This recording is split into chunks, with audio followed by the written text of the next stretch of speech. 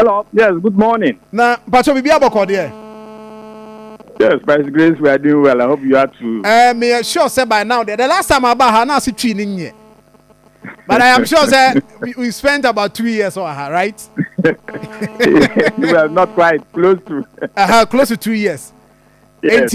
I think let's manage the chi ne bro for no kakra. So the be for will also appreciate on come you know. I'm sure so bit my manager my.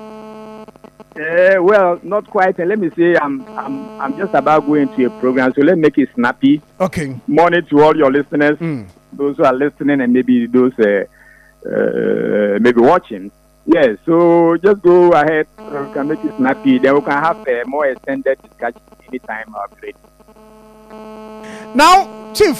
So the question is, how are inmates any access to phones? And sometimes ebinumu so cry linked to criminal activities outside. Abromo prison no. A questioner. I mean, any TF1 no pay. We are worried and concerned. How does it happen? About saying na Sani men in prisons. And can you confirm to us inmates need to take phones? Ebimu a delay in drugs and it's mano. Right. So quickly to put it this way. Now the inmates in prison generally, but let me speak specifically Kumasi Central Prison. These are adults who are confined for crimes they have committed against individuals and against the state. Their liberty has been denied them, and quite a number of things. The things they used to do outside they cannot do inside. So as an adult, whatever in their mind, whatever they have to do to survive, they will do. Let's be clear on that. Now, it is my responsibility as an officer to make sure that they don't do what they want to do. So the issue of trafficking is an issue in the prison. Contraband goods getting into the prison, either when the inmates go out to do outdoor labor, or when visitors come. You may have read in the newspapers or media, visitors visiting prison and hiding prohibited items, SIM cards and what have you, inside food, cooked food and what have you. So we conduct searches all the time and throughout the day. But some of these things get in. So I'll be the last person to say that there is no inmate at Kumasi Central Prison who has a phone. But it's a major offense. Once we get you having a phone, we confiscate it and we take action against you.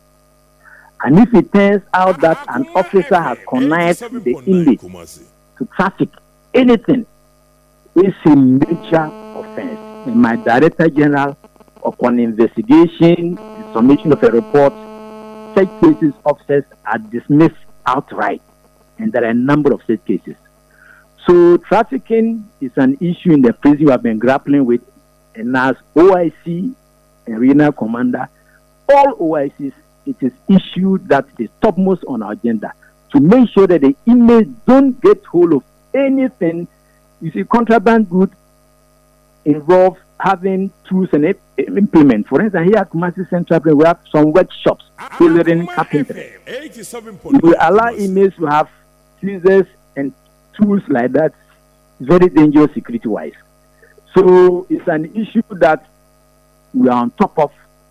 Every now and then we conduct searches both on inmates and officers. And I invite you to Kumasi Central Prison just to appreciate what is happening. As I talk to you, I'm monitoring what is happening in the cells, in the yard. Okay, so Chief, in this situation, your team are confirming as where the sources, your team dealing with the sources are now, where these things are coming from. Because I'm sure, sir, more conduct search in Biana. Either you get drugs or phones. What inmates know? Have we been able to deal with the source? Well, so yes, so that's what I'm saying. If the inmates through intel, if we even have some inmates who I know them, few of us know them, who give us intel. So if we trace it to an officer, and that's why I'm saying we do the investigation, and if that officer is culpable, with the Inspector General, that officer is dismissed. Now, if the person brings the gadget from outside, difficult to trace to see where the person got it from, So this is the situation.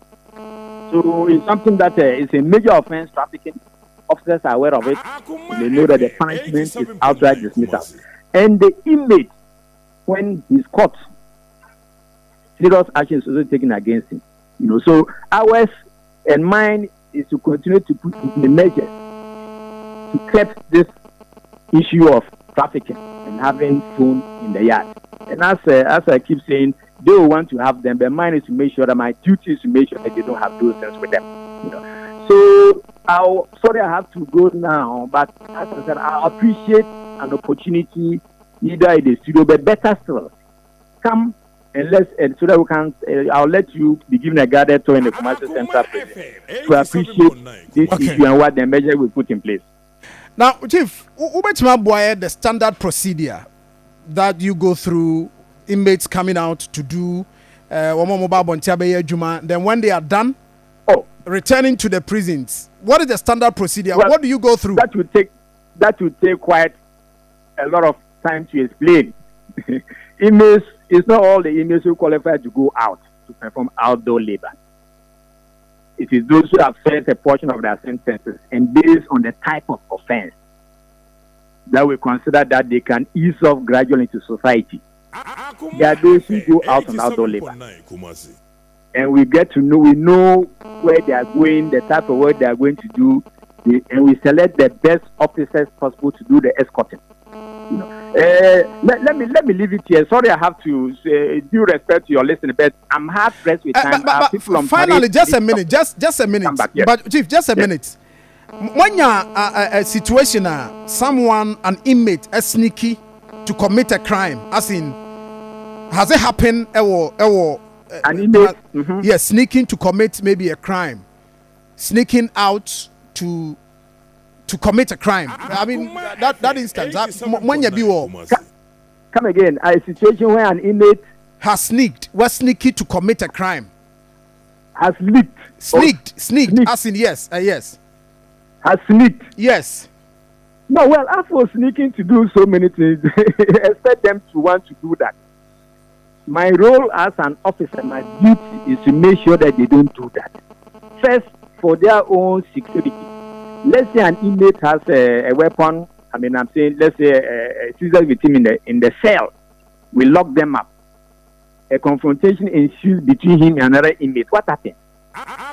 So say the security of the inmate is my topmost concern. That's why I say custody.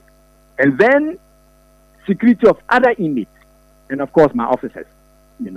So as for inmates sneaking to do A or B, imagine they'll be planning to do so many things, but mine is to make sure that they don't do that. Okay, so have you had an instance, as in, has it ever happened to you there within the central prisons, or have you recorded a situation like that in the region where an inmate sneaked to commit a crime? You need to go commit a crime outside. Yes, that's the point. Outside. Exactly. Well, for instance, if those that go out to do outdoor labor, if you go and you buy contraband goods that you try to bring to the prison, that's an offense. Both if you are outside, you are not in prison, you buy a deal in these things, that's an offense. So situations like that, it happens, right? It happens. Oh yes. I see. Oh, yes. So the cases, we have to investigate some cases of inmates that have brought contraband goods into the prison. And if we catch such an inmate, you the officer, you're also culpable. It means that you didn't do your work out there very well. So and officers who have suffered as a result of some of these things. Can you confirm that one to us? Oh yes. Where officers? Oh yes. Come, I'll show you cases that some are still pending and some are still being investigated. So I'll have time with you to discuss this in a bit more detail. Okay. Yes. All right. Thank thanks a lot for your time. Thank you. And all the best. Regards to all your listeners. Thank you. Sorry, I had to leave it at this point. Thank you. No problem. DDP James Mwinyelle, Ashanti Regional Ghana Prison Service Commander. Evans, good morning. Good morning.